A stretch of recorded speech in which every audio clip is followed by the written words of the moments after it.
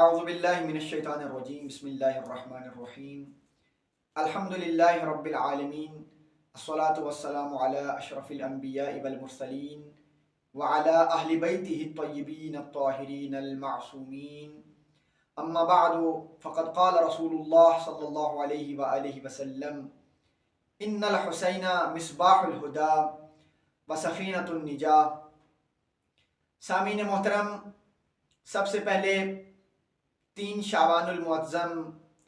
ولادت بسعادت سلطان کربلا فاتح نینوا قلب علی مرتضیٰ حضرت امام حسین علیہ السلام، آپ تمام احباب کرام اور بالخصوص حجت دوراں حضرت بقیت اللہ الاعظم کی خدمت میں ہدیہ تبریک و تہنیت پیش کرتا ہوں۔ سامعین محترم، آپ کے سامنے خاتمی مرتبت کی ایک حدیث کہ جس میں رسول اللہ ارشاد فرما رہے ہیں ان الحسین مصباح الہدی و سفینۃ النجاہ، کہ بے شک حسین علیہ السلام ہی ہیں جو ہدایت کا چراغ بھی ہیں اور نجات کی کشتی بھی ہیں۔ عزیزان گرامی، رسول اللہ اس حدیث مبارک میں 2 طرف اشارہ کرتے ہوئے فرما رہے ہیں۔ حدیث کے پہلے حصے میں ان الحسین مصباح الہدی، بے شک حسین علیہ السلام ہی ہدایت کا چراغ ہیں، یعنی اگر کسی کی ہدایت کرنی ہے، اگر کسی کو ہدایت کی طرف لانا ہے تو یاد رکھیے رسول اللہ نے معیار بتایا ہے کہ ہدایت کا چراغ حسین ابن علی ہیں۔ ہدایت حاصل کرنا چاہتے ہو تو در حسین پر آنا ہوگا۔ لہٰذا دوسری طرف اسی طرح رسول اللہ فرما رہے ہیں وَسَفِينَةُ النِّجَاةِ، کہ حسین علیہ السلام ہی ہیں جو نجات کی کشتی ہیں، کہ جس کو دنیا اور آخرت میں کامیاب ہونا ہے،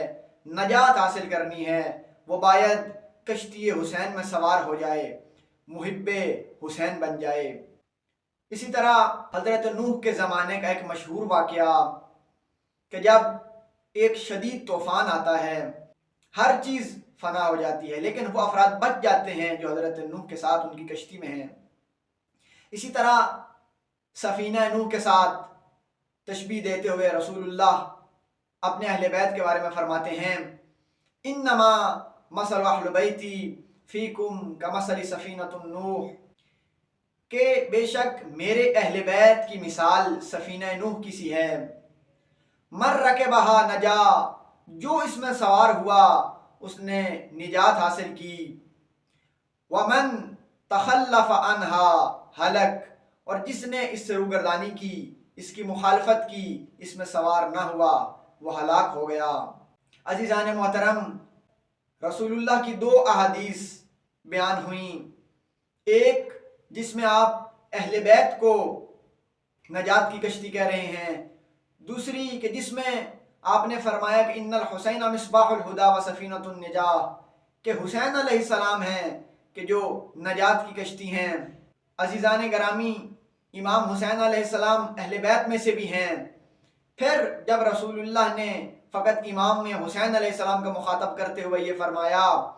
کہ حسین ہیں جو نجات کی کشتی ہیں، یہ فضیلت امام حسین علیہ السلام ہے، یہ عظمت امام حسین علیہ السلام ہے۔ عزیزان محترم، اسی ضمن میں ایک مشہور واقعہ کہ جو ہماری مستند